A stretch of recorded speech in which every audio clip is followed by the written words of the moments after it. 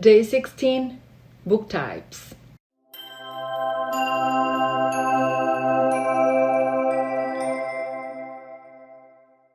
If you never thought about writing a book, don't even bother to watch this video. But if writing is your thing, I'm gonna share with you some types of non-fiction books, okay? How does an ordinary person become a writer?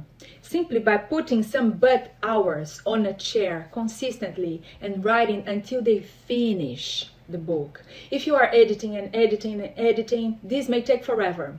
If you finished and published, you are a writer. You can also become an author without being a writer if you hire someone to be your ghostwriter. But butt on a chair every day makes you exercise the art of writing to improve it. The craft has no other option but to improve with time. So write as if it's your job every single day.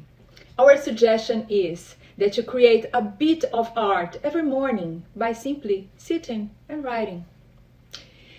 What type of book would you like to write? One of the things that you have to decide before even start writing is what type of book. Let's say someone asks you, what's your book about? What is your very short answer? First, you can divide books in fiction and non-fiction. We are going to talk here about transformational non-fiction books. This is a big umbrella. It sits on the self-development shelves. Self-help, self-improvement, personal growth, advice, psychology, I don't know. Those are books devoted to improving the reader's life, open their hearts, transform them somehow. There are also some subcategories. Within the transformational non-fiction books, the vast majority that I've read fall into these three. First, an inspirational memoir. It's a slice in time of the author's life story related to an event, a learning, or a transformation. Something that a memoir is not is a long, boring biography told in chronological way, including all life events that nobody's interested, unless you were born a celebrity or in the royal family. One of the quickest ways to lose your readers is to share too much information. People nowadays have very low span attention. Don't be boring to make a biography. While it's important to set the scene and describe people, things, atmosphere, it can also take away the attention of the main story if you give too much irrelevant information. You will also lose completely the reader's attention. So think critically what you are going to include in your memoir. You must add the atmosphere, but if you need more than a paragraph or two to do that, you are shooting your own foot. An inspirational memoir is a slice of your story, it's not your whole story. Often it's a triumph over some kind of adversity that you've been through.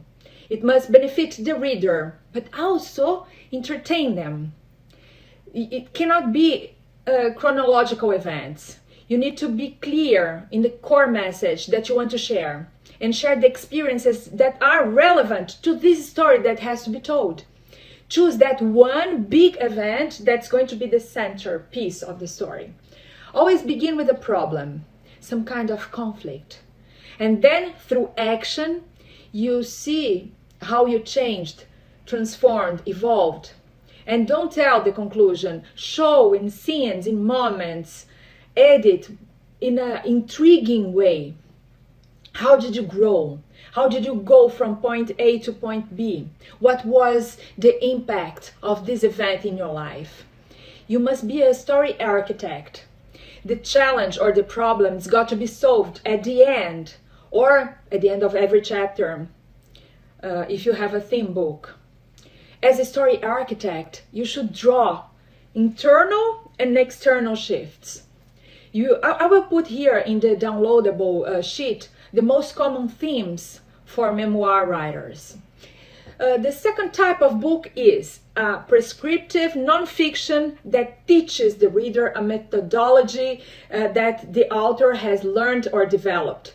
Think about a coach putting their knowledge in steps or lessons. Or there's a third type that is a teaching memoir that is a mix from 1 and 2.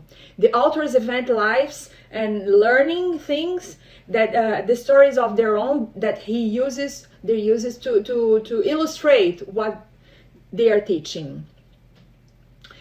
Good suggestions to book themes are transformations, finding a meaningful life, finding your life's purpose, gratitude, positive self-care, how do you keep self-esteem, resilience against the odds, friendship, accepting change, death and rebirth, making better choices, developing hope, forgiveness, your spiritual awakening path. But whatever genre you prefer to use, you always have to make it about the reader, even in a memoir. So each chapter should have a takeaway. What's the takeaway for the reader? No book is really about the author, not even a memoir.